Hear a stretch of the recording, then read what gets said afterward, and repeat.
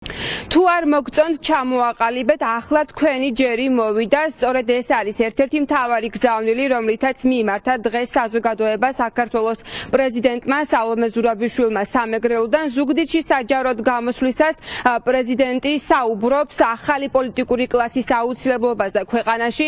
ის ფიქრობს, რომ ახლა მნიშვნელოვანია შეიქმნას ახალი პოლიტიკური პარტიები, რომელიც ასახავს ახალ საქართველოს, რომელიც დღეს იბადება. ის აცხადებს, რომ რეჟიმი რა თქმა უნდა აღარ არის დემოკრატიული, თუმცა ასეთი დემოკრატიული, მშვიდობიანი, ჯანსაღი, პასუხისმგებლიანი საზოგადოება დიდი ხანია ქვეყანას არ ჰყოლია, ამიტომ ის ფიქრობს, რომ ახლა ახალი პოლიტიკური კლასის ჩამოყალიბების სადავეები ხელში უნდა აიღონ იმ საზოგადოების წევრებმა, იმ ახალგაზრდებმა, რომლებიც ქვეყნის ევროპული მომავლისთვის იბრძვიან უკვე თვეზე მეტია.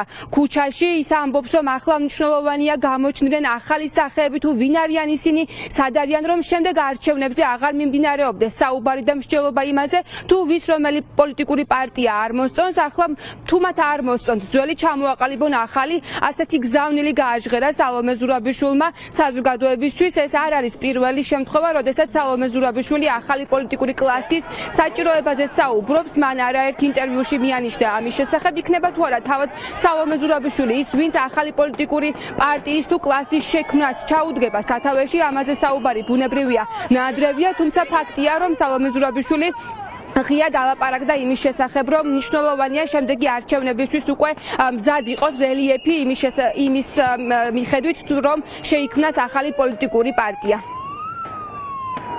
რეჟიმი აღარ არის დემოკრატიული, მაგრამ საზოგადოება ასეთი დემოკრატიული, ასეთი შეგნებული, ასეთი პასუხისმგებელი და ასეთი მშვიდობიანი არ ყოფილა დიდი ხანია საქართველოში. ეს ჩამოყალიბდა. არ არის საკმარისი, რომ ვიძახოთ არჩევნები. არჩევნებს უნდა მზადება ყველა მხრივ და ამაშიც მე მზად ვარ, რომ დაგეხმაროთ. საჭირო არის, რომ თქვენი ძალები გამოჩნდეს ქვეყანაში, რომ ვიცოდეთ ვინ ხართ, სად ხართ და შემდეგ არჩევნებზე აღარ იყოს იმაზე ლაპარაკი, რომ ეს პარტია არ მომწონს, ის პარტია არ მომწონს. თუ არ მოგწონთ, ჩამოაყალიბეთ. თქვენი ჯერი მოვიდა.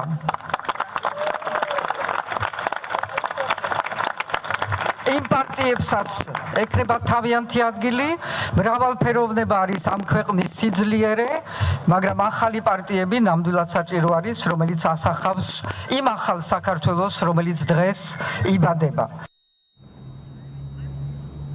სალომე ზურაბიშვილი დღეს სამეგრელოდან საზოგადოებას დაპირდა, რომ ის ბოლომდე იქნება ამ ბრძოლაში ხალხის გვერდით.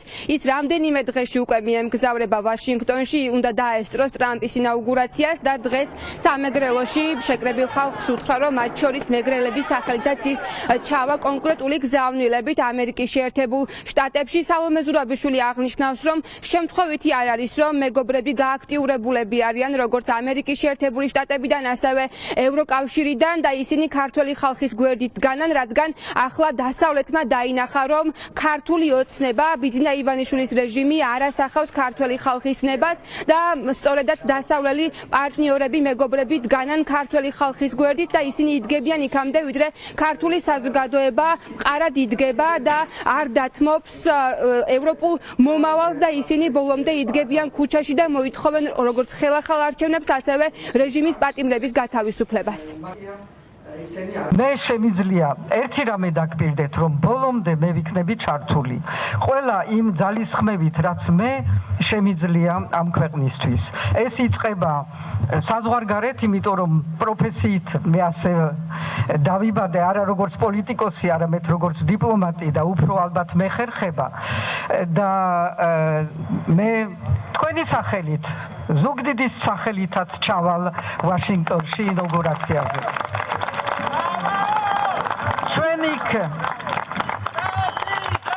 იქ ყავს ძალიან ბევრი მეგობრები დღეს, რომელსაც გული შესტკივათ საქართველოსთვის და რომელიც ყველაფერს აკეთებენ იმაზე მეტსაც, ვიდრე რასაც ვთხოვთ, ყველაფერს აკეთებენ იმისთვის, რომ ამ ქვეყნის მომავალი დაიცვან იმ ბრჭყალებისგან, რომელიც მოდის ჩვენი ჩრდილოეთ არა მეგობრისგან.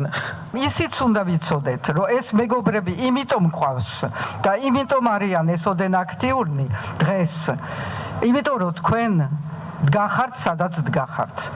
ეს პროტესტი რო არ იყოს, ეს მრავალფეროვანი პროტესტი ყველა ქალაქში, ყველა საზოგადოების სეგმენტის, რომელიც არის ჩართული.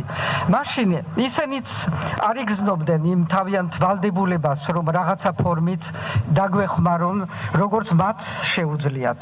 ამიტომ ეს ყველაფერი გადაბმული არის.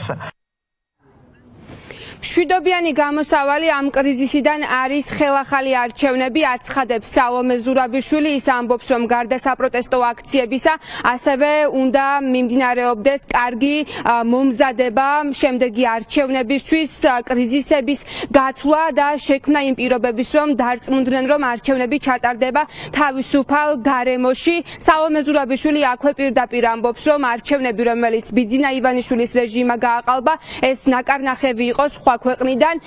ის რაც ვნახეთ ჩვენ გაყალბების მეთოდები, რა თქმა უნდა, შემუშავებული იყო სხვა ქვეყანაში და სალომე ზურაბიშვილი მიანიშნებს ბუნებრივია რუსეთზე და ის პირდაპირ ქართულ ოცნებას ადანაშაულებს, რომ არჩევნები გაყალბდა რუსეთის დაკვეთით და მათი ჩართულობით.